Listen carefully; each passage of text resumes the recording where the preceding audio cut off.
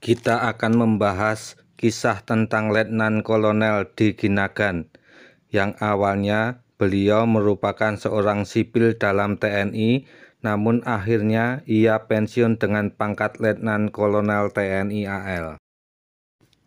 D. Ginagan merupakan putra Tapanuli, adalah putra Indonesia yang sempat belajar industri perkapalan di Groningen, Belanda, sampai Jerman menyerang negeri Tulip. D. Ginagan tinggal di Belanda hingga tahun 1946 ketika ia diusir dari Belanda karena mendukung kemerdekaan Republik Indonesia, lalu ia melapor kepada Kementerian Pertahanan. Sesuai dengan bakatnya, ia kemudian dikirim ke Penataran Angkatan Laut, sekarang PT PAL, dan mulailah ia membangun prototipe kapal selam pertama itu. Pembuatan kapal selam ini dimulai sekitar bulan Juli 1947 di Perbi atau Pabrik Besi, Yogyakarta dengan anggaran kurang lebih 35.000 ori. Data kapal selam yang tidak berperiskop ini adalah sebagai berikut: panjang 7 meter, lebar 1 meter, dan DWT kapal selam tersebut dilengkapi dengan sebuah torpedo kapal terbang yang banyak terdapat di lapangan terbang Maguwo, Yogyakarta, peninggalan Jepang dengan panjang 5 meter. Torpedo 5 meter dari peninggalan pesawat terbang Jepang yang ada di lapangan terbang Maguwo, sekarang Lanut Adi Sucipto, Yogyakarta. Karena bukan torpedo yang dirancang untuk kapal selam, maka jarak luncur pun terbatas, yakni hanya sekitar 1–1,5 mil atau 3,8 km. Untuk alat penggerak kapal tersebut menggunakan sebuah mesin mobil Fiat berkekuatan 4 PK, sedangkan sebagian besar badan kapal digunakan untuk tangki bahan bakar bensin.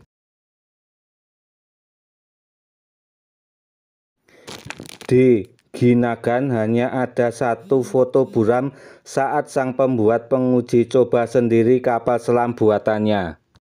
Uji coba kapal selam dilakukan di Kalibayem, Yogyakarta. Lokasinya tepatnya sekarang di lokasi yang ada perumahan Bayem Permai. Dalam uji coba tersebut yang berjalan selama 1 jam, kapal dikendalikan sendiri oleh D. Ginagan dan dapat berlayar, namun belum bisa menyelam karena belum ada baterainya.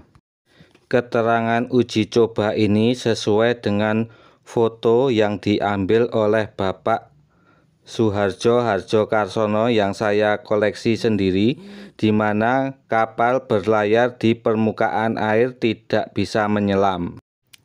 Ketika torpedonya diuji coba untuk ditembakkan, tiba-tiba handle pengaitnya tidak mau lepas dan torpedo tetap terikat di tempatnya semula. Akibatnya sungguh fatal. Kapal selam mini yang hanya diawaki oleh 1 manusia saja itu malah ikut terseret oleh dorongan torpedonya. Keberhasilan uji coba ini membawa dampak yang sangat positif bagi perjuangan bangsa Indonesia, terutama dalam menumbuhkan rasa cinta terhadap tanah air dan rela berkorban demi untuk tetap tegaknya kemerdekaan Republik Indonesia.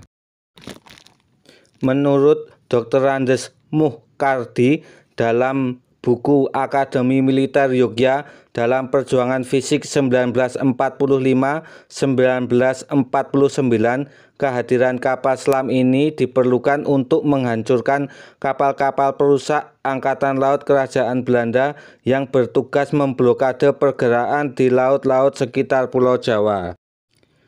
Sedangkan reaksi dari pihak pemerintah Belanda terhadap uji coba kapal selam ini sangat meremehkan sekali. Hal tersebut dapat diketahui dari siaran radio Belanda yang bernada penghinaan. Wah, orang Indonesia dikali membuat kapal selam dari Dream. Sebetulnya ungkapan dari pihak Belanda terhadap keberhasilan uji coba ini merupakan bukti kekhawatiran pihak Belanda akan kemampuan bangsa Indonesia dalam mempersenjatai tentaranya.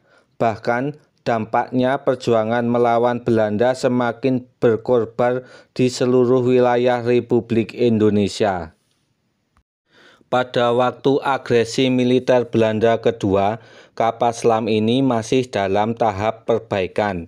Kemudian, De Ginagan mendapat tugas mendampingi Kasal ke Aceh. Ketika kembali dari Aceh, dalam rangka persiapan pembentukan Staf Angkatan Laut Republik Indonesia di Aceh, kapal selam mini tersebut telah ditarik kembali ke pabrik besi Perbi. Namun karena pada waktu itu situasi perjuangan semakin memanas akibat agresi militer kedua Belanda dan semuanya sibuk berjuang, menjadikan perbaikan terhadap kapal selam ini terhenti. Pada saat agresi militer Belanda kedua di Yogyakarta, selain serangan blitzkrieg atas lapangan udara Maguwo dan penguasaan ibu kota Republik Indonesia yaitu Yogyakarta, tentara Belanda dibuat terkaget-kaget dengan ditemukannya proyek kapal selam mini ALRI ini.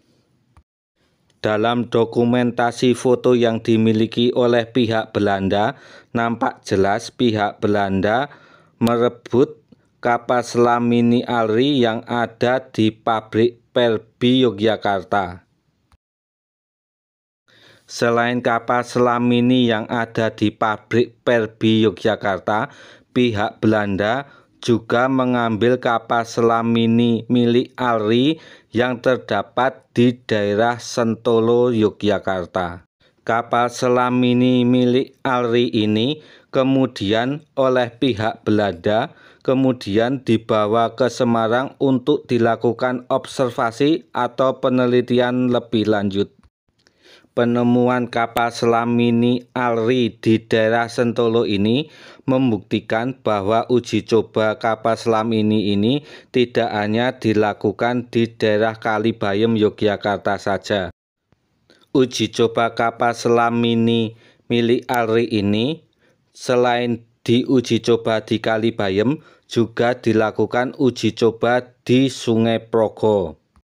Dan menurut sumber lainnya, uji coba kapal selam ini juga pernah dilakukan di alur Sungai Winongo serta di Pantai Samas. Demikian ulasan sejarah saya tentang kapal selam mini milik ALRI buatan dari Letnan Kolonel De Ginagan. Terima kasih.